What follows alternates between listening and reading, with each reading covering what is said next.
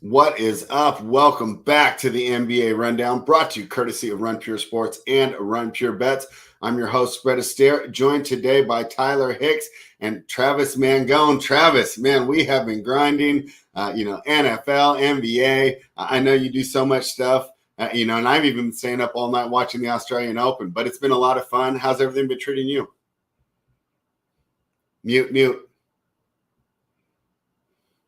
The donkey mute button to kick off the show. I was trying to get the stream up in time without it, and then I canceled out because I heard you say my name. But now that I messed up so much, we're pulling it up. I got the stream here. We got the chat.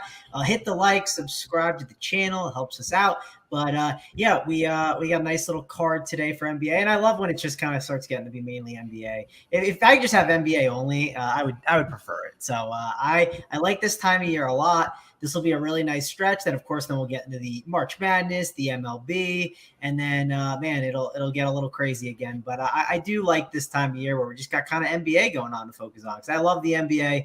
It's one of my favorites from a DFS perspective, betting too. I love football, but those games this weekend were fun. I enjoyed that, but as a Packers fan, I was very annoyed at that game. That game was just terrible in general. No team should advance. Let the Rams go to the final. We'll have one game on Sunday. Neither of those teams deserve to win. Spread. We'll watch Chiefs and Bengals one time on Sunday night. We'll call it a day. That's what I would root for.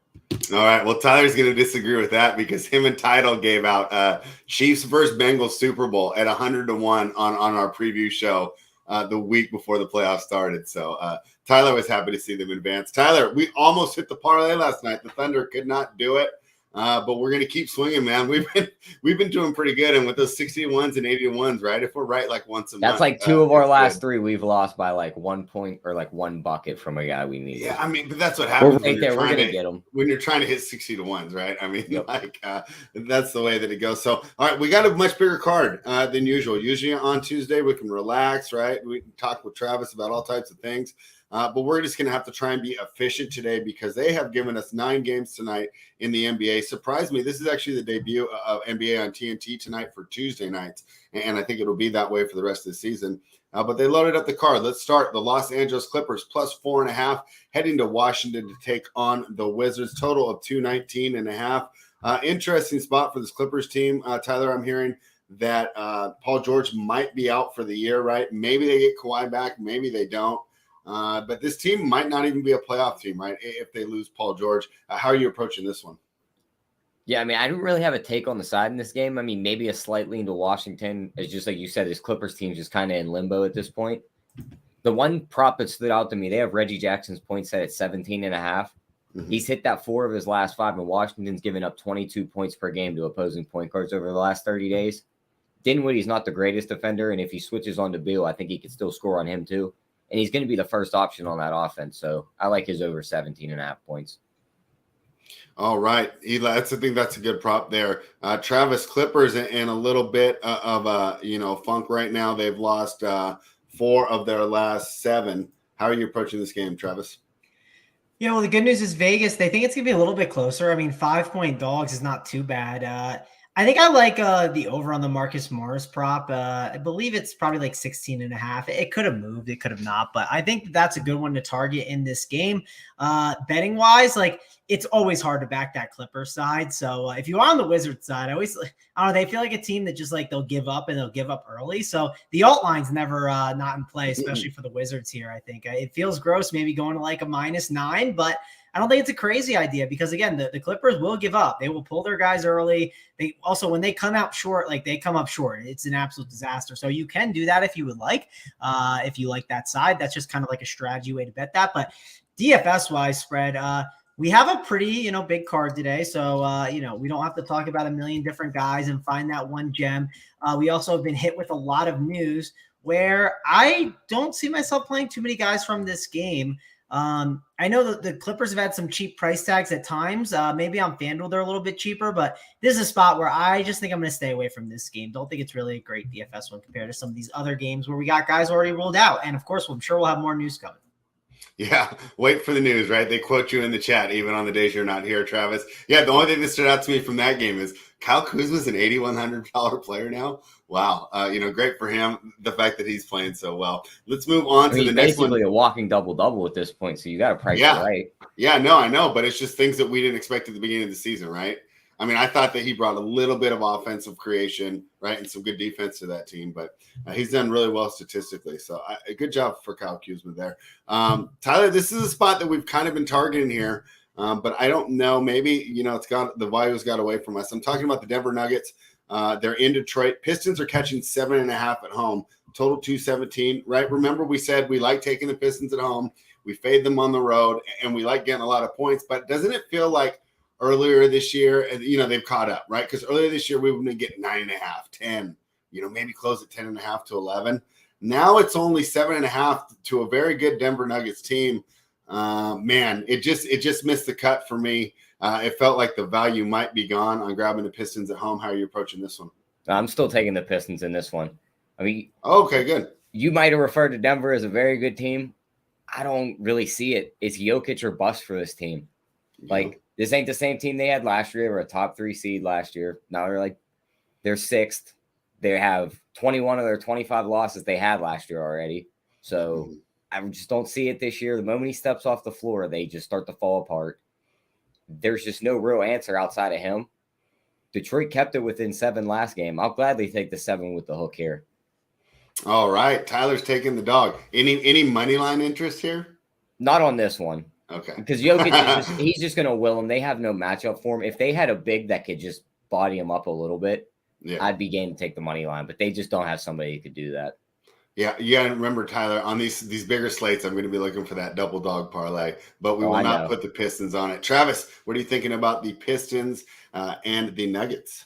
Yeah, betting wise, I don't know what to tell you with that one. I'm out on it. I was surprised the other day that the Nuggets kind of had the game close with the Pistons. I needed DeMar. I happened to just fall into a spot where center was bad on Sunday, and DeMarcus Cousins at 2% was in my lineup, but he could have done a little bit better. I was very annoyed by that. I thought it would just blow out, but it still worked out. I still cashed, right? Was in the green, which is why we talked about it in DFS.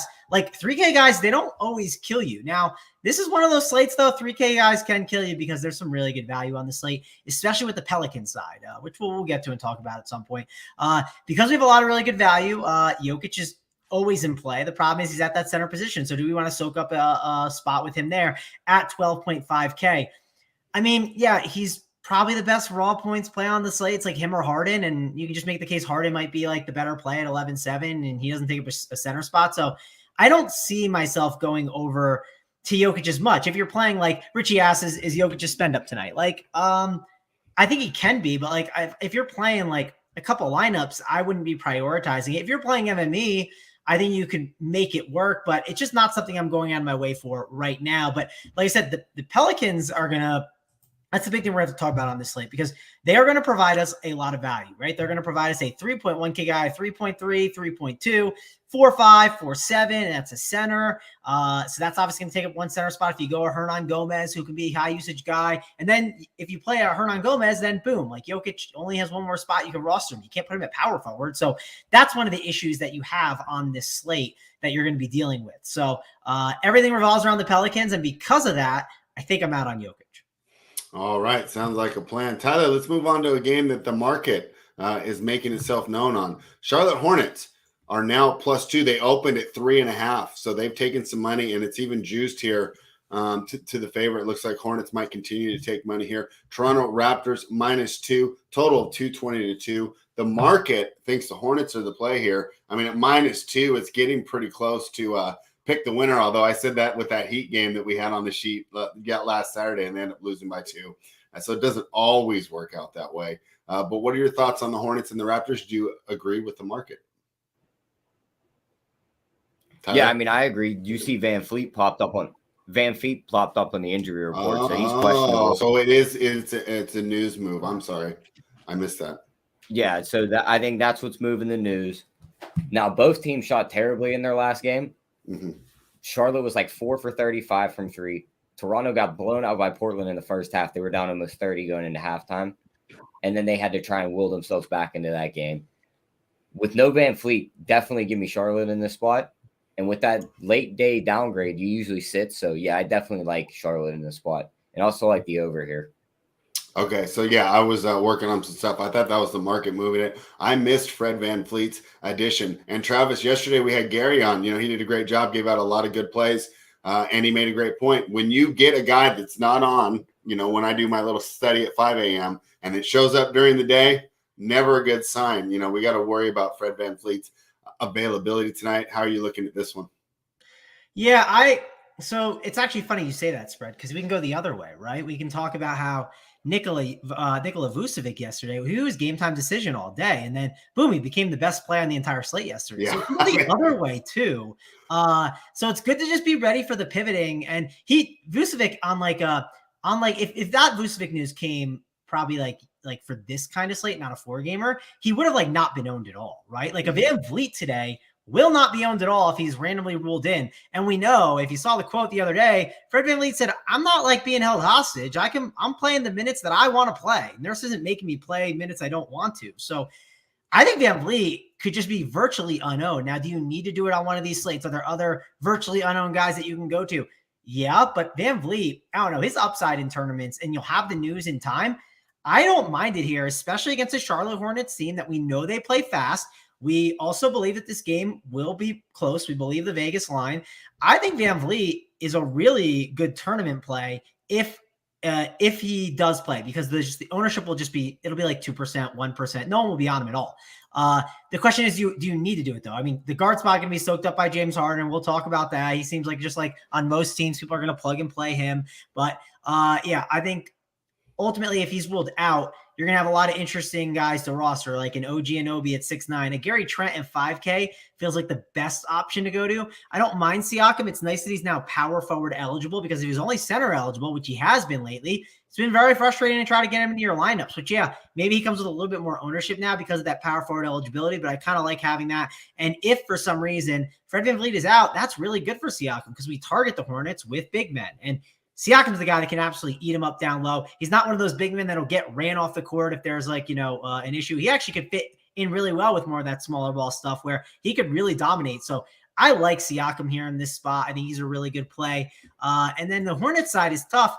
LaMelo Ball's price has gone up. He was 8.2 the other day. Now he's back to 8.7. And man, there's so many ways it can go wrong with LaMelo. I understand that LaMelo's ceiling is so high and there's so much that it can happen with him, but I don't think I want to go there today. I think it's unnecessary. If I did play him, it'd probably be ran back with Siakam, because then I'm like, okay, I feel good about that game kind of staying close. But my problem is I don't think that LaMelo Ball, I just think there's so many ways it can just really, really go wrong. So I think it's more interest in the Raptors side based on the news, and we kind of just go from there. You can make the argument, Spread, in tournaments that Mason Plumlee at 4-1 could get a decent enough run where he could be like a 150 max tournament play that you get a small piece of exposure to, because they're going to need his size. The problem is, though, also with the Raptors playing a little bit bigger at times, what can happen is Mason Plumlee hits the bench really early, and there's ways that it can go wrong. There's ways where PJ Washington comes in and they play small ball lineups, and if PJ's not fouling, he's making those 3-pointers and it's hurting the Raptors, well, they'll just stick with that lineup. So there are ways it can go wrong, but there are ways where it can go right, where you look at the top of the leaderboard and you're like, why is Mason Plumlee at 40 fantasy points at 4.1K today? That's just the one thing to mention in really large field tournaments. Right. And Pascal Siakam, right, on Sunday, really a lesson in why you don't tilt early. He has 2 points in the first half. Jazz are down by 30, right? He finishes with 28, and the Jazz, the Raptors only lose the game by 9 points, right? And they came back and, really felt like they still had a chance to win the game. So, hey, plug these guys in your lineup. If they have a bad first quarter, they don't have a bad first half, all is not lost. Same thing with Vucevic, right? Spread Vucevic yesterday, he had 17.25 at the end of half. That's not amazing at his price at 9.5. You're not happy, but of course, he has a big second half. He goes for 60. I mean, yeah, just don't tilt it. What bothers me, Spread, is when they get the 3 fouls, right? You lose the full rotation, right? At least I want you at least exercising out there. You got your opportunity. You'll get it. You'll get your shots. The fouls could be frustrating, but you power through it. Obviously, you don't sweat it too much. You just hope to get through it, and that's what we're gonna do tonight. We're gonna watch the games, enjoy it, and hope that there's no tilting in the chat. All right, Tyler, can't wait to hear your thoughts on this one. So this will be the TNT game tonight. It'll be the first one kicking off 7:30 Eastern, 4:30 if you're out here with me. The Brooklyn Nets taking half point of money. Not much, right? But enough to move the market just a tad. They were +3 this morning. They're +2.5 now. Of course, they're playing the NBA's glamour franchise. Jonathan Nelson loves them. They are the Los Angeles Lakers, and they could be returning Anthony Davis tonight. We don't know for sure, but from everything I'm reading, I'm handicapping this as he was playing, and my guess is that he will be on a minutes limit. I think that he'll see between 20 to 30, and I think he will play really good defense. I'm wondering how he affects the offense. He already upgrades the defense. I put that in there. I felt pretty good about that projection. I don't know how to project how he helps or hurts the offense. Do they work too hard to try and work him in? Do they kind of mess things up? Or is it just like, dude, LeBron doesn't need to score 27 and grab 10 rebounds or whatever he's done the 17 games he's been out? Like, he's been averaging ridiculous numbers with Davis out.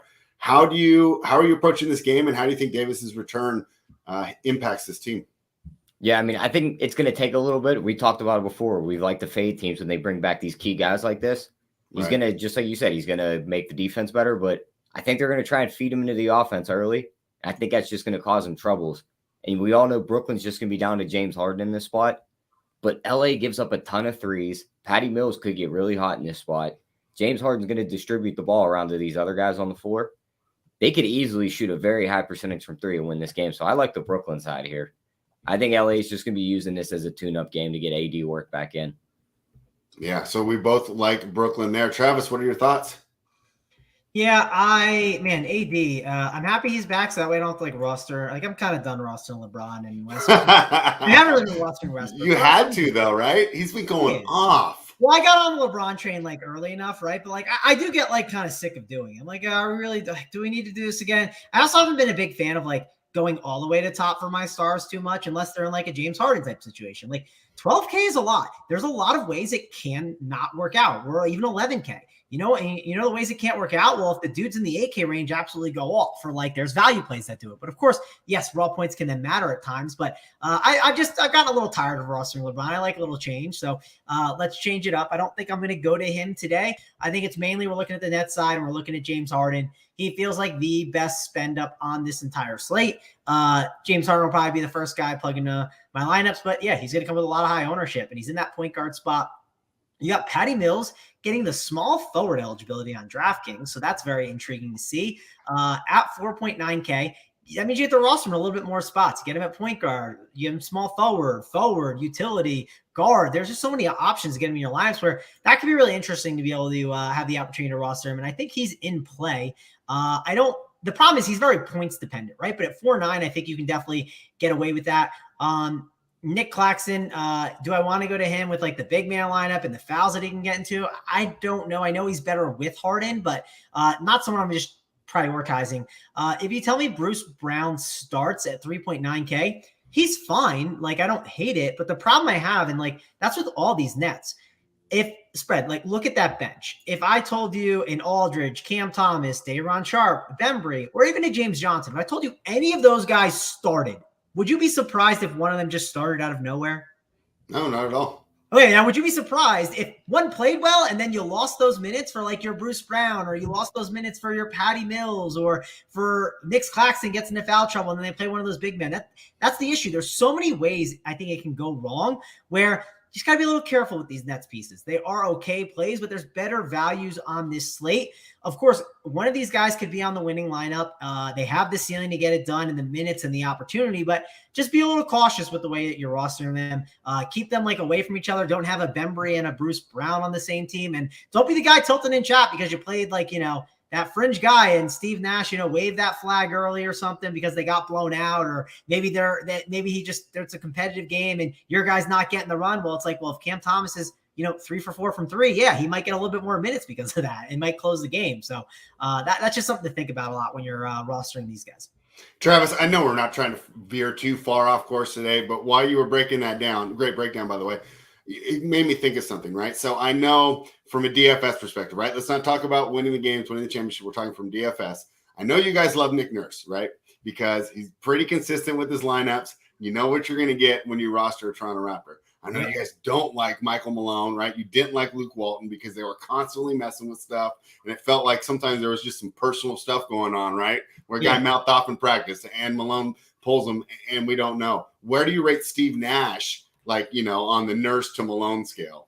Yeah, I mean, he hasn't this does happen a lot where you kind of make Nick Nurse can't do no wrong. Even if he messes with rotations a little bit, we'd still probably say he's a king for just piling his guys for minutes, at least DFS wise. It's not good for winning basketball games, but Nash is definitely, we're still uncertain, but he's leaning on more of the side of we don't like him too much. He can be very frustrating at times. Okay.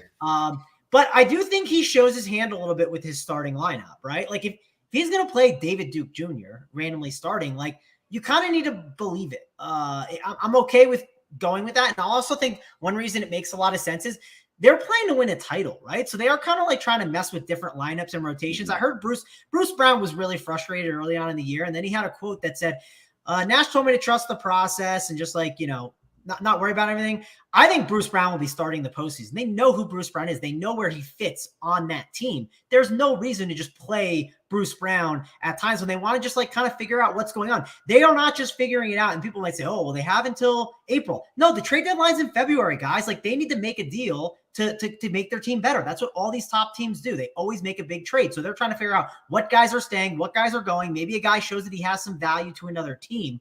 And I think that's why Bruce Brown has not been as utilized as he has in the past. All right. Great breakdown. Hey, and pretty good question by me too. Hey, pat myself on the back. Let's talk about Richie Small's questions real quick, and then we'll go on to the next game. He says, what do you think about the talk that Harden is not happy with the Kyrie Irving situation? Start with you, Tyler. Have you heard anything about that? And did you have any thoughts on it? Yeah, I mean, we talked about it a few weeks ago on the show. I'm pretty sure it was us three. I brought it up, and Tyler was ahead on everything there. You broke the news with me. The kid is sharp. That's exactly what I said was one of the things. I thought it maybe was. He was tired of him playing away games and not being there because of this COVID thing. And now it comes out that that's what it is. It's just got to be frustrating. Wouldn't it be frustrating if we worked with somebody and they're I can only do shows on these days and then these days and then these days. And then all of a sudden it gets even worse and worse and worse. It's all right, this is just annoying at this point. And he's supposed to be the star guy carrying everything. It's definitely got to be very frustrating. I mean, I don't see why it's not. Also, apparently he doesn't like living in New York. And I don't know, we forget these guys are humans, and I don't know, maybe the strip clubs ain't great there. I'm not sure. But they're probably just super expensive. That's probably his issue. He's always been in warm weather climates too. You figure Arizona State to Houston. Oklahoma State to Houston. Well, spread you go from Houston, you go from the Texas tax to the New York tax. It's a big difference. You know what I mean? It adds up. Oh, yeah, that too. I think your portions of steak are also much smaller when you go out. Let's check in with Otter on the over real quick. He says, I think Nash is doing a good job because it's easy to be a first-time coach and get two hands on. He's got big-time stars. He backs off and works with the youngins. I think that's a good breakdown there, Otter. Let's go. Is he actually for sure the coach, or is Mike D'Antoni still pulling some strings behind? I don't know. I always wonder that, but Mike D'Antoni being there must be at least nice for Nash or helps. I think that's the smartest way to do it. Oh, I think that's the best way to get coordinators to do as much as you can, because the head coach is all about relationships. I agree 100%. You're speaking to the person that I think you're supposed to you cannot be the guy who's out there calling the plays and being the head coach. You just miss so many different things unless you have all these different departments set up. Your job in football is to blow the not blow the whistle, call a timeout for me, right? Yeah. Just keep on top of stuff. I actually do agree with you. It's a good strategy, but I always wonder how much Steve. I don't want to applaud Steve Nash too much because it's not he's doing everything himself. He's got Mike D'Antoni helping him out. Yeah, CK disagrees. He says, I think that's because Nash just has no clue what he's doing. Well, at least he has the self-awareness, right, to know, hey, I'm not smart enough to do this, right? Let me get someone to help me drop these plays. The Sacramento Kings, Tyler, are now catching 9 points against the Celtics. I mean, I can't believe I'm doing this again. I probably faded the Kings, right, in 37 of these shows already this season. I've been pretty anti-Kings. It was pretty easy with Luke Walton. I don't know if Alvin Gentry's that much of an upgrade here, and I've already gone over the flaws in their roster multiple times. The Boston Celtics are laying 9, though. This Boston Celtics team, not to mention they're coming off a win where Tatum scored 51. They always seem to do this. They start feeling themselves off one win, and all of a sudden, they act like they're going back to the Eastern Conference Finals just because they get a good win here. I think this is way too many points. I haven't bet it yet, though, because it's the Kings. So I always got to talk to you guys before I actually back this absurd, terrible organization. But my numbers say to take the Kings, and I even feel like it's the right play today. What do you think, Tyler? Yeah, I mean, at almost double digits, I got to take the Kings. Like, I just can't trust Boston here. I know Tatum tends to stay hot after having these games. Like, wouldn't be surprised to see him score 30-plus again tonight. But the Kings also have this weird thing when one of Fox or Halliburton's out, their offense runs a bit better because then the true point guards they're more well designed. Yeah. I see Fox. It's like having two quarterbacks. Questionable. He might not play tonight. So yeah, give me Sacramento here. If he's out, give me all the Halliburton props too. I can't go crazy and take this money line though, can I? It's the Celtics. It just feels like it could happen. No, I don't mind sprinkling here. We'll keep it in mind. If we see another dog, maybe we'll match it up. Travis, big Celtics fan there. We haven't been very complimentary about your team, but you might agree with what you've seen so far this season. What do you think of our take? Taking the Kings. Yeah, because the Kings suck, but man, the Celtics aren't too good either. Man, they are not. I hate the way this team is constructed. We could do hours of podcasts of how much of a disaster it is, in my opinion. But I sort of agree with you guys on taking the Kings here, and I agree with the point you guys made of I like having just like one of those guys in Fox and Halliburton, not both, of course. Could you say their ceiling is higher with both? Yeah, but like it's hard to make it like work like night in and night out every single time. So they definitely have that struggle, I think, of who's the alpha. And then like it feels like one guy just has to kind of take over throughout the game. And once they're hot, like it's okay for the other guy to take a back seat and find his own role. So I am interested in the Kings like you guys are, at least from a betting perspective. So good to see that. I just think it's a really far number. Spread. I also, that one time I said I had that guy listening and he heard you talk about the Kings and the overs on the first half, second half. He's listening now and he loved that. Do we have a first half, second half over on the Kings here for the people? Yeah, total's 221. I didn't pull up the first half, but if it's derivative around 110 or 111, give it to me. Boston could easily put up 60 plus there in the first half, and then we get it. So I definitely like that. Nice. PJ Dozier is on Boston now, Otter, but he's not playing. And Richie wants to take Boston first half, King second half. So seems like it's full strength. I guess you'd have to consider Halliburton, right, if Fox misses. But Celtics side, we got a lot of guys in there. What are you doing, Travis? Yeah, here's the problem, though, with the Halliburton's probably, let me make sure because the site's changing. He has shooting guard eligible, but he's 7'4", man. Like, it's still a hefty tag.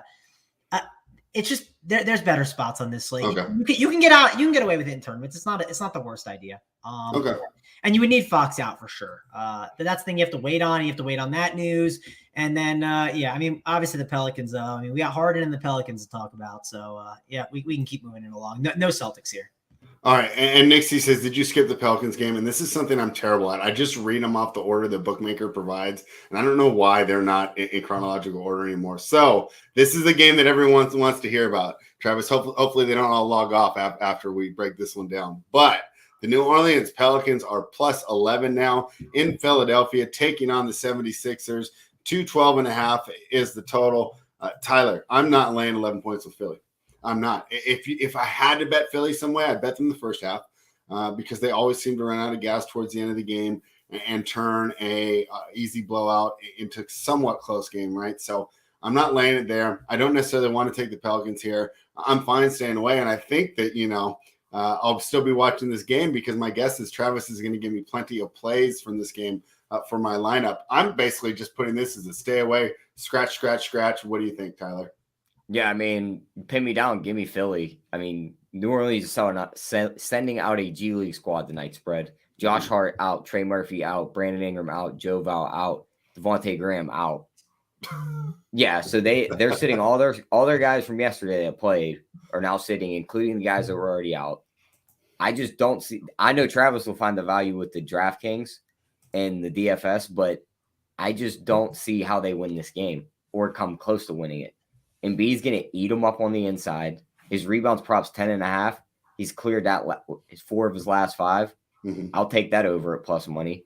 And Nickeil Alexander-Walker doesn't play much defense. Maxey should have himself a game. His points prop 17.5. I'll take that over too. That's hitting 3 of his last 4. All right. So Tyler mentioned all the people that are not playing. Travis, this is your time, right? Because we're definitely relying on you. Who is playing for the Pelicans, and where do we put them in this roster? Yeah, before we get into the DFS stuff, one thing I want to talk about betting wise. Okay. Don't put me on. I don't want to be on the other side, but man, the tail longer than time is Sixers letting down against garbage teams. That's what I was thinking too. I would be scared to death to give 11 points to a team that is a G League squad and the Sixers are rolling out there, even though Embiid's there, because they always find a way to let the game be close. You'll see tonight. You'll be like watching the game and be like, wait, what's going on? It's the third quarter, and like the Pelicans now took the lead, and then like Jose Alvarado's like draining threes, and it's like a 9-point game Pelicans, and there's like 8 minutes left, and you're just panicking. But that's just I've seen the Sixers just keep bad teams in so much. But I'm not saying I'm not putting money on the Pelicans. I'm not putting them on the Sixers. I'm just staying away completely. I am playing these guys in DFS though, and it's kind of have to like navigate the situation and really think about it. Maybe some coach quotes can help too. It is the second night of a back-to-back, so they have 9 bodies. So we got Jose Alvarado, we got Garrett Temple, Gary Clark, Herb Jones, Willie Hernangomez, Nickeil Alexander-Walker, Thomas Satoransky, Jackson Hayes, and Najee Marshall. And one thing about those guys, like a lot of guys that don't soak up a ton of usage. I'm not saying I want to like fade Garrett Temple, but like Garrett Temple is like an older dude. Like, is he the guy that's going to like close out for sure? Is he going to be like, I think there's a lot of ways Garrett Temple could just like lose minutes because they just don't want to give him too many. So that's something I'm definitely going to be thinking about. You saw us with the Jazz the other day. The Jazz, all these guys like Forrest and Butler, they were all like playing great. And it's like some of these younger guys and fresher legs, sometimes that can do a lot. Maybe that's why these teams stay in games sometimes, like against teams like the Sixers, because they've just been grinding every single day. And we got some fresher legs out there. But Willie Hernangomez is going to be a really nice usage center today at 4.7K. Definitely think you want to get exposure to him. I like Nickeil Alexander-Walker a lot, even though he's off the bench, because what I could see come from him tonight is, yes, he played 34 minutes last night, but I could see that happening again where he gets like maybe even like 35 to 38 minutes where they kind of like bring him in a little bit earlier. They take Garrett Temple off the court first, and maybe Nickeil Alexander-Walker like gets the closeout run and gets that opportunity to, because he's a guy that can chuck and get a bucket. And if he gets hot, like, of course, they're going to make sure to have him in there to close the game out. And you can also pull Gary Clark off. You don't need to be playing him. Gary Clark isn't just something special. But, I think Herb Jones is a really good play at 4.5K. Like him at the power forward spot, would not be putting him at the center spot. And then Jose Alvarado is going to be someone that we are definitely looking at. So I'd say like the 4 guys that I'm keying in on right now are Jose Alvarado, Nickeil Alexander-Walker, Herb Jones, and Willie Hernangomez. And then it's about trying to find like the right way to mix them in throughout your lineups, I think. You can always make the case if Thomas Satoransky starts, and because he has that small forward eligibility, that could be a value at the 3K spot. Jackson Hayes, he's fine, but he's not someone that I'm going to go to unless he happens to be starting. He probably will not be starting. I assume they're going to keep him with Nickeil Alexander-Walker so they can work together. And then Najee Marshall is 3K. I doubt he's going to get like super serious run. I really think I'm keeping it those 4 guys. And the 2 guys that I'm most concerned of is Gary Clark just isn't like the greatest player, and he's like power forward eligible. So like I'd rather play a Herb Jones. And then I also think Garrett Temple, I just think he can lose some run. If there's a chance I'm wrong about that. Like if you tell me Garrett Temple plays 35 minutes tonight, like I'm in on Garrett Temple, like just sign me up everywhere. I would love him. But I do worry a bit that they might just be a little more cautious with him. And you got so many other guys on that game that you can play. Like it's not like I'm fading Garrett Temple and he's like the only value on the slate or something. There's tons of values on the Pelican side. Hey, Travis, I always enjoy watching Hardwood, right? But now it's just become must-see YouTube TV because I want to see the reaction of the panel when you say I'm in on Garrett Temple. It always seems like half the crew will play him, and the other half, like, it's just, under no circumstances. So yeah, that was like Dean Wade yesterday. Yeah. Okay, got 26 fantasy points. In reality, I don't think it was like the greatest because of like the nature of the slate and how those other cheap guys did. But hey, he definitely didn't hurt you at the 3K price tag. And these guys aren't really going to hurt you. That's worth mentioning. Like they're not going to kill you too much today. And the usage they're going to see, they're just really hard to avoid. It's that great question we love to ask: how many Pelicans are too many Pelicans today? I was going to do that. Yeah, let's go. I was going to go through the chat, but we'll start with that one. You just asked it. It's from Richie Smalls. How many Pelicans is too many? I think 5. 5 is like, Like it depends on the contest you're playing too, but I don't think I need to go to 5. I think 3 to 4 feels like the sweet spot. Also, like we could get other really good value that pops up where like this is another just easy contrarian thing to do. But if you feel like a lot of people are playing 3 to 4 Pelicans, just play 2. And like if you just play 2, make sure also there's other good values you're playing. Like make sure you're not just like taking some absolutely terrible player, but that is a good like way to be different. Like I'm not trying to say that it's like the perfect route, but if there's only 2 Pelicans on the winner, like, I mean, listen, like you could easily fall into that then. Like it just depends if another value spot opens up, which it certainly could. And it could just be a value spot that's like not as strong as the Pelicans one, because the Pelicans is going to be the clear one that's going to gain so much ownership throughout the day. All right, and we will be interested to see the reaction to Garrett Temple. Reminder, that will be on the Run Pure Sports YouTube channel. This show is brought to you by Run Pure Sports and RunPureBets.com. If you're not a member, head on over there. Use the promo code GETBETS to become a member. And hey, if you're enjoying the contest, give us a like, subscribe to the channel, and hey, share it with your friends. Let's go through the chat real quick. Otter says Pelicans are value city. He is right. Alvarado season, his family is from Puerto Rico. He has to roster him on one team. Yeah, I mean, I think a lot of people are going to be with you, whether or not they're from Puerto Rico. Ricardo Alvarez says 76ers all day, Pelicans garbage. He's on the Tyler side. Richie says because the Sixers sit Joel and some other guys too. I would not expect that. That would be a surprise to me. Neil Dog says Korkmaz should crush. Do you agree with that? Yeah, he's right about that. I do like the Korkmaz call. Has his price? I didn't look at his price. I forgot to do that. Pulling it up now. Yeah, he's only 4.5, and that thing I love about him, he's got that shooting guard, small forward eligibility, so I can like mix and match him a lot throughout teams. So that's kind of nice. I do like Korkmaz. If there was a run back to pick, I think that would be my favorite one. One of the concerns too with I would say with like the thing that I like about Korkmaz over them is like because he has that small forward eligibility, that just seems like really valuable because again, like guard is just deep today. I mean, you got Harden, Alvarado, Nikhil Alexander-Walker. Like it's like those guys are only guard eligible, right? And if they go in all 3 guard spots, well, okay, like that's your lineup. And a lot of people are going to build that. Like that's going to be like I think I'm playing 3 teams today. Like that might be one of my team setups for sure. Like I would not be surprised because it's going to be a very clearly optimal route. And if you like do that, you can't just like eat all the chalk then. You got to find a way to somehow be a little bit different. Like it's a smart thing to do. That's why like a Tyrese Maxey will probably go under owned on this slate. So if you wanted to throw him in there, like certainly throw him in there. And like also those guard values are really good. But like if you end up getting a like is Gary, we talked about Gary Trent Jr. earlier. Is he small guard eligible too or just shooting guard? He's only shooting guard. So like let's say that Fred VanVleet is out. Well, like there's a chance Gary Trent is like just running the point guard tonight. And like, well, maybe a Jose Alvarado or a Nikhil Alexander-Walker, maybe they don't have as much value because of that. And like, then there's the person that'll be like, well, there's 4 guard spots because of the utility. But like the point I'm getting at is the position can get deeper and deeper throughout the slate where having that forward eligibility because Harden just already soaks up a guard spot, it seems pretty valuable. And like, we haven't gotten to it, but I like DeJounte Murray tonight. If you plugged in Harden and DeJounte Murray together, like, your team's just going to be really different from there, right? Like who on earth is putting those 2 guys there because they're playing all those Pelicans guards? And then it's going to make your lineup a little bit different, I think, just from there. And maybe people do play Murray. I don't think so. I love him today. I think he's a great spot against the Rockets. But the point I'm getting at is a lot of people are spending down at guard. Like they're going to plug in Alvarado. They're going to plug in Nikhil Alexander-Walker. And when they do that, well, they don't have spots to spend up at guard. So if you do spend at guard in tournaments, you are going to be different in that way. All right, great breakdown. Nick DePalmo says, any worry on Embiid not hitting props with the blowout? My personal answer is no. This man got 50 points in 27 minutes, and I mean, there's not a lot of game scripts where they're blowing them out where Embiid doesn't go off. Tyler, what do you think? Yeah, I mean, I would still feel fine with the rebounds prop because I even look back at that. Those games where they won by 30, he's played 25 minutes, and he's grabbed 13 rebounds. Yeah. Now the points prop could come into effect because it's all the way up to 31.5, 32.5 to where if they do blow him out by 30, he could be at say 28 and 14 and they're like, all right, you're done. So that's my only worry there, but I feel fine about the rebounds.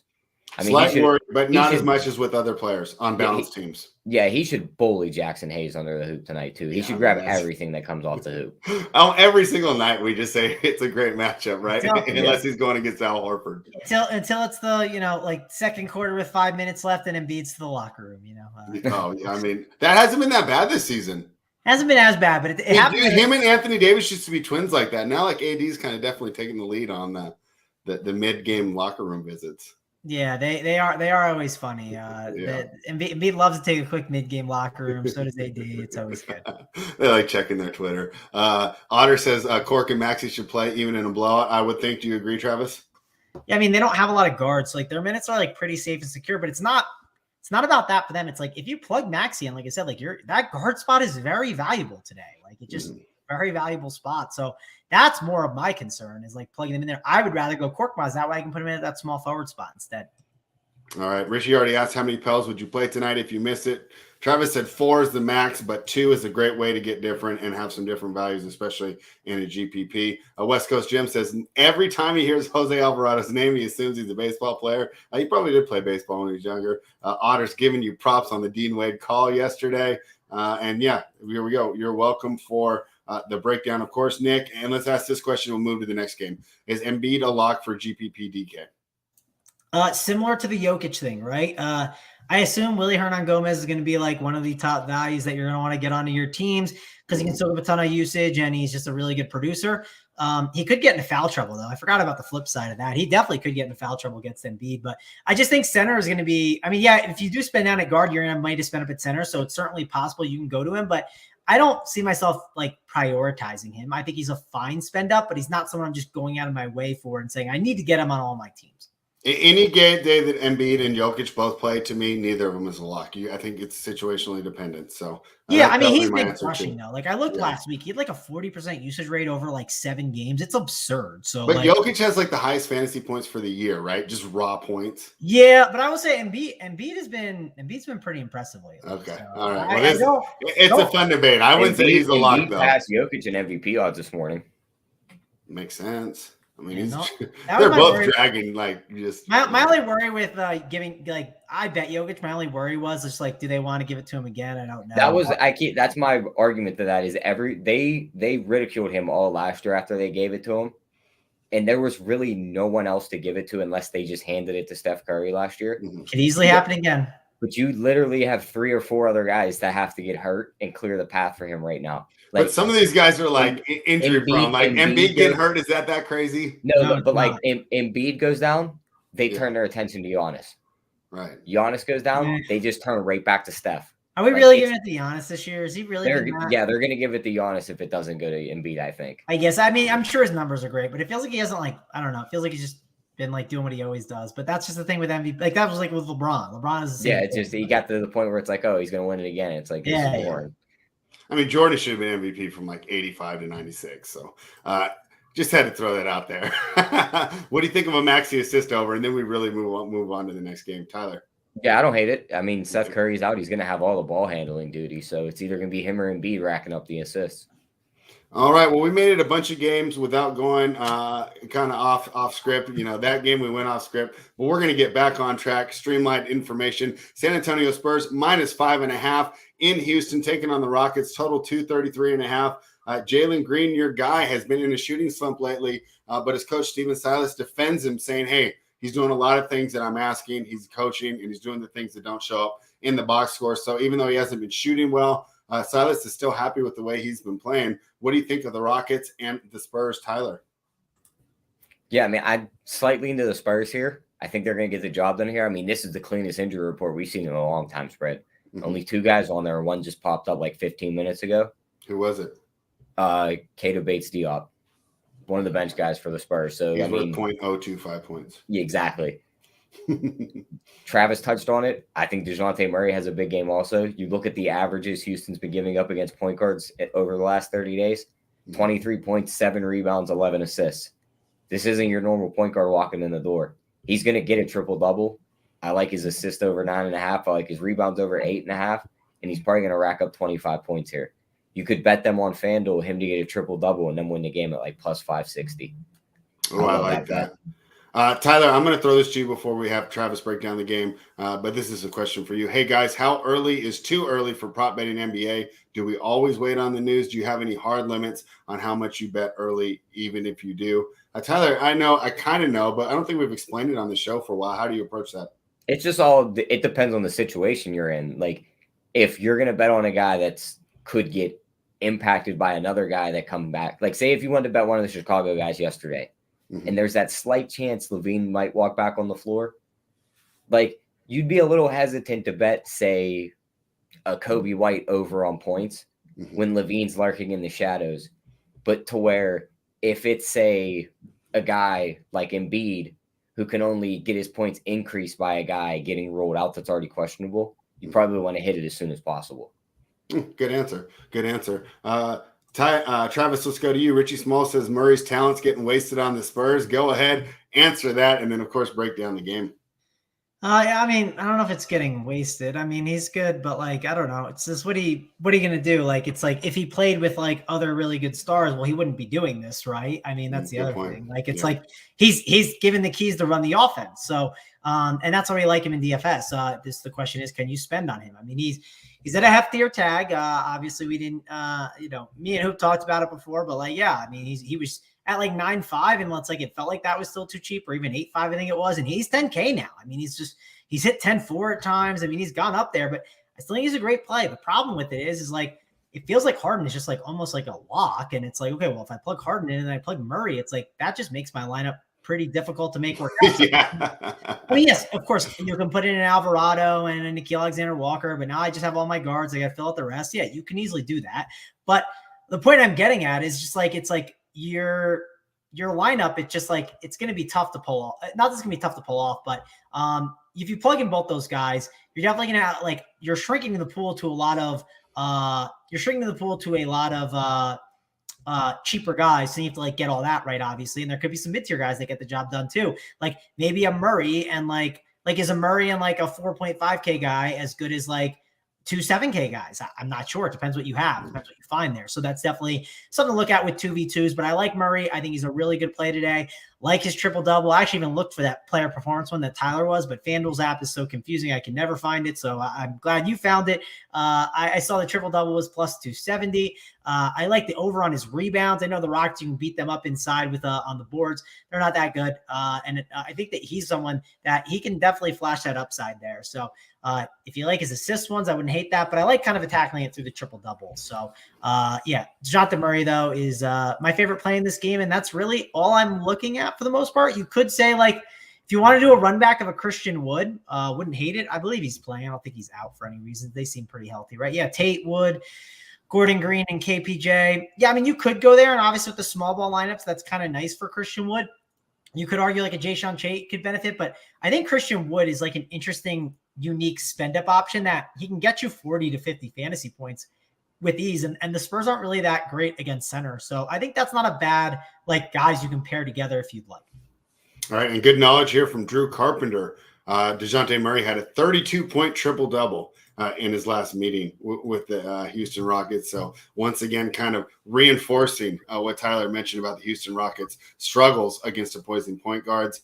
Let's do, even though it's a little bit out of order, let's do the Timberwolves next so we can leave the Warriors for last. The Timberwolves are laying 3 against the resurgent Portland Trailblazers. What have they won, like 10 of their last 14 or 11 of their last 15? I mean, it's been an impressive run here for the Portland Trailblazers, missing Damian Lillard. Of course, I think we have to get a lot of credit to Anthony Simons, who's just stepped up and really, solidified his role and his place in the league. And I'll tell you what, I mean, maybe I'm too quick to give up on these guys, right? But just like watching Davion and Tyrese maybe want to trade Fox, I think that when you watch Simons play, it makes it a little more palatable to trade Lillard and go ahead and rebuild around these kids here. Portland's been getting the job done, but they're going against a team that we really like, Tyler. Well, especially me, right? Because if you give a good interview, you're one of my favorite players. And, of course, I'm talking about Anthony Edwards. Timberwolves are laying 3 here in Portland against a really hot team. Man, this is a tough one for me. What do you think? Give me Minnesota in this one. I just think the defense matches up well. Cat's going to drag Nurk around on the 3-point line. Mm-hmm. And Anthony Edwards, D'Angelo Russell are just going to have themselves a game against his backcourt. Simons is playing great offense, but, I mean, his defense is terrible spread. They're giving up 26 points per game to point guards. Every Trailblazers guard's defense terrible. Yeah, well, just listen to it's this. It's like a rite of passage. 26 points per game to point guards, 3.4 threes over the last 30 days, 26 points, 4 threes over the past 2 weeks. Give me Russell over 19.5 points at plus money and over 3.5 threes at plus money. He's going to be flinging them today. And I just think they have the advantage on the inside, and I think they win this game. The total, I think it goes over too, because I don't see much defense coming out of this game. All right, you like the over. Yeah, and that reminds me of Jabari Parker's infamous quote where he says, "You don't get paid to play defense," and then he got relegated to the bench, and we never heard from him again. Travis, this is so tough for me to go against the Blazers right now. I like writing these hot teams, and I sort by last 5 and last 10, or not I sort, but I have that as a category in my model. So my numbers are going to really favor these teams that have done well over the last 2 weeks. But do I really want to play Portland, or is this just a mirage? I'm not sure how to approach this one. What do you think, Travis? I will say I don't give out the over-under as much, but I think the over here is not bad. The Timberwolves have been really, really just like playing at a fast pace, not as great defensively. So I don't mind that. You talked about the defense, like cue up that, the I don't know if it's a video or a GIF or meme, but the one of the guys checking security, right? And he's just like barely. Oh yeah, that's the Portland guard situation on defense, where buckets will be had on both sides of the ball, I think, and. I think this is definitely, I like that over more, but DFS wise, it's one of those games like you would think we'd have interest in, but I mean, these price tags on the Blazers, they're too high, man. I just can't go and do it. I don't think so. I don't think I'm going to see myself playing these guys today. I think Pat Beverly, if he plays at 4-3, which I mean, I think he should, but he's like way too cheap at 4-3 for this matchup, right? I mean, they're going to need his defense. I mean, he's just someone that I think he's a guard that could go really overlooked on this slate as a value play that I think has a pretty nice ceiling here in this spot and even floor. I think it's like a really nice combination. So I don't mind him there. The price at 4-3 is just too cheap for a guy like Beverly. And Edwards was 7-1 the other day. Now he's 7-6. He definitely has upside at this price. I know he got carried to the locker room, so I'm surprised he's even. Yeah, and he was even on the report today. Yeah, I was very shocked. Apparently he was fine though. Like I saw like right after the game, they said he was good. It looked like they just knocked knees when the dude tried to screen him. Like they just went knee to knee and he just limped off. Gotcha. Yeah, I read carried to the locker room, so I was very concerned. But I think too. Yeah, I thought he was gonna be out for like a week. Yeah.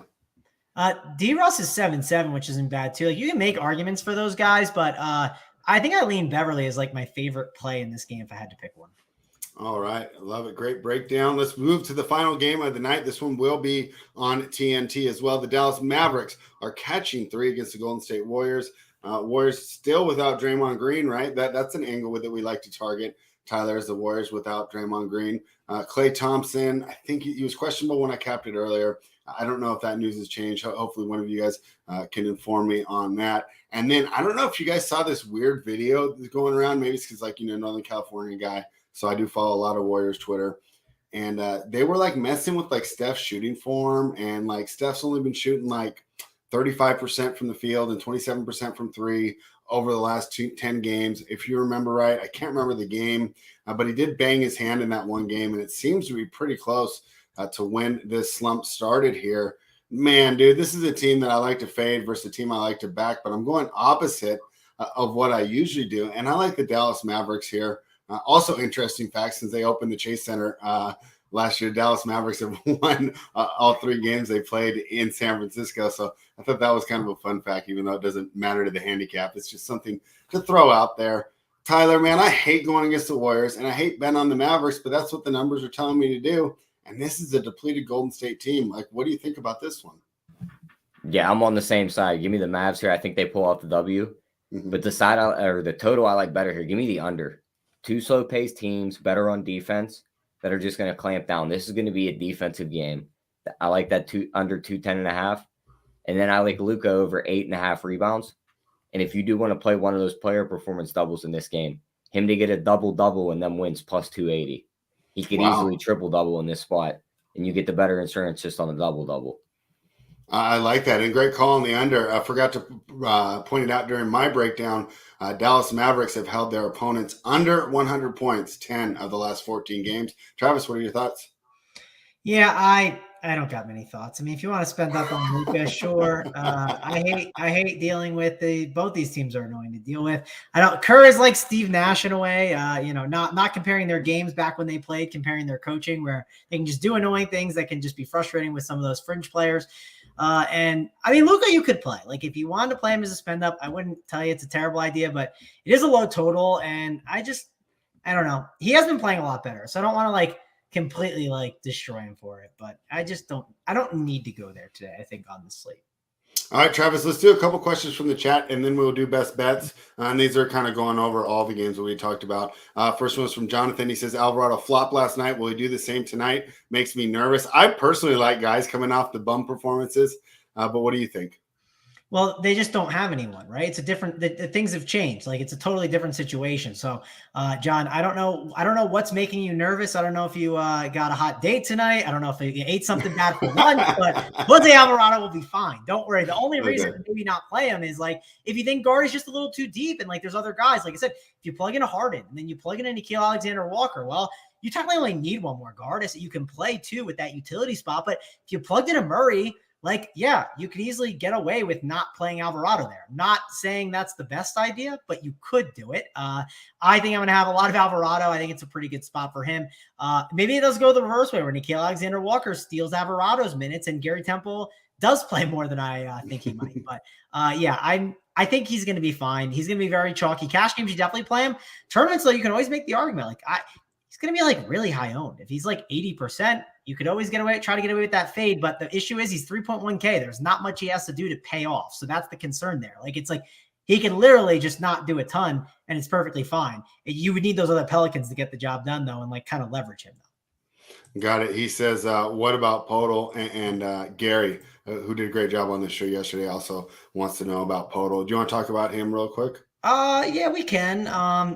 I guess it's because he soaks up that center spot, which like, if I play, like, I feel like I'm going to have a lot of Hernan Gomez. I'm assuming I will. He is 4'7", though. So it's like, it's not like he's like 3'5", like he normally is in these kind of spots. Also, Jackson Hayes is 3'1". And like, man, like, let's say that Willie Hernan Gomez does get into the foul trouble. Well, like Jackson Hayes at 3'1", I talked about it before. You don't have to do much at 3'1". Like you can get away with it. Like on Sunday, and I know every slate's different, but like I had DeMarcus Cousins who got me 10 fantasy points and I still cashed in GPPs. That's what it does for your full lineup. Like they can bust more than you realize. So I just think center is like kind of like I feel like I'm going to be soaking up a Pelican at that spot. So I don't know. I struggle to get the Podol. If he's like a last guy in, I don't hate it because the matchup's good, right? It's Houston. Houston's not good against centers. So are they good against anyone? What? They're not good against guards. They're not good. I mean, are they good against forwards? It just seems like they're a good matchup, right? Yeah, it's fair. I think the thing with Podol is he's a guy that if he like falls into your lineup, like it's a good play and like there's upside at the price. He's still good, but it's not someone I would prioritize. I'm not starting my lineup saying like as you build out your team, like I'm not saying like let me put in Podol at the center spot. He's like probably falls into that utility spot or like as I'm moving things around, I'm like okay, like 6'4" at center is good. I like everything else I have. So I think that's kind of the way I'd be approaching him on this slate. Yeah. All right. Don't mind if you follow him. And Butters, thank you for this because honestly, I meant to bring it up in my breakdown. I didn't hear much talk about Nurkic. He's had a big few games. How's his matchup against Cat tonight? And Nurkic's play from a betting side has definitely helped key, this little run that they've gone on. Even when he doesn't have big nights, it's weird. I was so ready to write him off, but the defense is kind of returning. But Travis, talk to us about the DFS aspect of Nurkic tonight going against Karl Anthony Towns. Yeah, I mean, they're getting so crowded in Portland, right? Like Norman Powell's back. Don't forget that. That's going to clog it up a little bit. And Norman Powell is not afraid to shoot. That is a man that is willing to chuck. So he is going to steal usage away from Nurkic. So that's concerning. I also think at that position, I just don't know if I want to go up to an 8-5 guy. You can make the argument with all the value. Like you are going to have more stars and scrubs kind of built. So maybe you could get to some of these like 8K, 9K guys more. But I just don't think I'm going to go to Nurkic today because of the addition of Powell can definitely be very concerning. I mean, he played on the 7th. Now he's back on the 25th. Like that's been 3 weeks.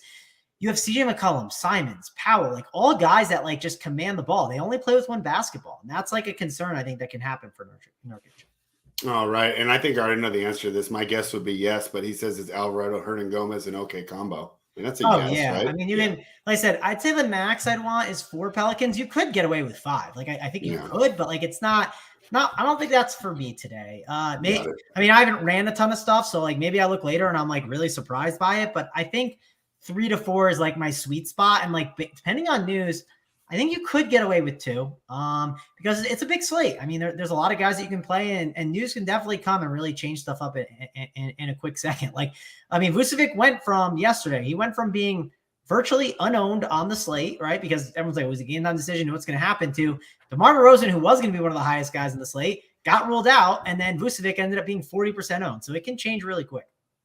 All right. And if you did like those breakdowns by Travis, because I thought he did a great job, this is kind of the information that you get over when you join runpuresports.com. Use the promo code GetBets, right? But this is pretty much what you do all night, right? Travis, you and the rest of the coordinators, you sit in the Discord, as well as doing these shows, but you're answering questions like these. So as these guys are building these lineups and it's getting up to lock, right? They're not just guessing, they have your input. It might be you, it might be JSU, it might be Big T, it might be Hoop, might be AP, right? But you've got someone there that's ran their lineups and done that. So make sure you take advantage of all the great information we have at runpuresports.com. Promo code GetBets. It's time for the best bets, Tyler. And sorry, Travis has been dominating because they love picking his brain. But we still know you're here, Tyler, and we are ready to hear your best bet of the day. All right, for the prop, I'm going to roll with that Embiid over 10.5 rebounds. I just think he's going to eat up that Pelicans front court. And then for the side/total, I'm going to take that under in the Dallas Golden State game. I just don't see that being a high-scoring game. And then I have our 30-1 parlay cooked up, but I'll let you got it? Yeah, okay, we'll do that. Well, that'll be the grand finale. That'll be the grand finale. Best bet for you, Travis, today, side total or prop? Yeah, I'm going to go with, let's see. I kind of want to do something with these Spurs. Let's just take, I'll do both. We'll do the, obviously sprinkle Tyler's triple-double and the win for the Spurs at -5, or not -5, at, what was it, plus 500 what, Tyler? Plus 560. Plus 560. So that won't be the best bet, but definitely sprinkle that one. We'll go with Spurs -5. I like them a lot here against the Rockets. They're a lot healthier too, and I think DeJounte Murray shows out. And when he shows out, big game coming, I think they beat up the Rockets pretty good. All right, and I'm going to fade the glamour team in Brooklyn going against the Nets. Everyone to say, oh, well, the Nets only have Harden. Well, his team only had Harden for the majority of his career. He is comfortable in this role. He doesn't have to worry about getting everyone else involved. He can dribble just as much as he like. I think he gets in rhythm, and they're catching points. Give me it was plus 2.5, plus 3. I think the Lakers probably take a little money when AD is officially ruled in, so I would wait for that. Place the bet then. I like the Brooklyn Nets and grab whatever points you can get. Wait till AD is officially ruled in. Think what do you think? For a 3, what's your 30-1 parlay? 30-1? 33-1. Here's what we're gonna roll with today. I know Travis thinks maybe Philly has a hiccup right here and they lose this game. Mm-hmm. We're gonna roll with Maxey 20+ points and Philly wins the game at plus 170. Okay. I think he's blowout potential proof. He'll be out on the floor. He has a nice matchup. I think he can get us 20 points. Then we're gonna take D'Angelo Russell 20+ points and they beat the Blazers. I think they're going to play better than them. It's a nice matchup. He should feast against this bad defense. And then we're going to take Luka's double-double and win against Golden State. I think it's going to be an ugly game. We don't trust Golden State right now. He should be able to get us 10 rebounds. He might even triple-double. And as long as they win the game, I like that bet at 33-1 with those 3. All right, Tyler, doing it again. So let's hope, right? And remember, we hit 2 of those in a month. We're in the profit. So a lot of fun doing that. Travis, I loved having you on. Obviously, the chat loved having you on. Anything else to say before we sign off? Yeah, I want to clarify to Tyler. I don't think the Pelicans will win, but I do think they're going to make it closer than you think. And when your buddy says to you, Tyler, right? Does anyone know what the line was before the news for the Sixers? Does anyone know what it was? 8. 8. All right, when someone says, man, I cannot believe I had closing line value on the 76ers. Like they got them at 8 and they moved 3 points. Like, I can't believe they didn't cover. Like, don't be surprised because it's the Sixers. Hey, it's got to win by 1 for us tonight in this parlay. Well, right. and now what'll happen is the Sixers will get absolutely they will absolutely blow out. They're going to lose on a buzzer beater. He's going to score 35. Oh man, it'll be fun to watch. But find me on the Run Pure Sports show in 12 minutes. So I'll see you guys there. Hit the like here, hit the like over there because I'm hosting, so I get to run the ship and I get to yell at everyone. So that'll be a fun time. And we got the golf show tonight. Don't forget, if you play PGA DFS, and I know this isn't a PGA show, but figured I'd mention it because we all like sports here. Lock is tomorrow in the PGA. So get your lineups in tonight. Don't be that guy that's like, oh man, I'm stuck with all these random golfers I clicked in, or, oh, I never put my entries in. Like, get your golfers in there. Do it tonight. Check out the show that's going to be at, I believe, 8 o'clock Eastern on the Run Pure Sports YouTube channel. All right. That gives everyone about 10 minutes to grab a snap, grab a drink, and then, of course, Travis will be hosting the Hardwood Live Show. And then for those who are a member of the Kegs Live Show package, hey, Tyler and I, right? We're dusting off the gloves. We're going to be on there tonight. Fred. Yeah, we're doing some NBA tonight. So, if you're a member, jump in there, hang out. We're going to have a great time. Other than that, we will be back tomorrow at 3:30 Eastern. Tomorrow we will feature Hoop. So really looking forward to that. Thank you, everybody, for joining.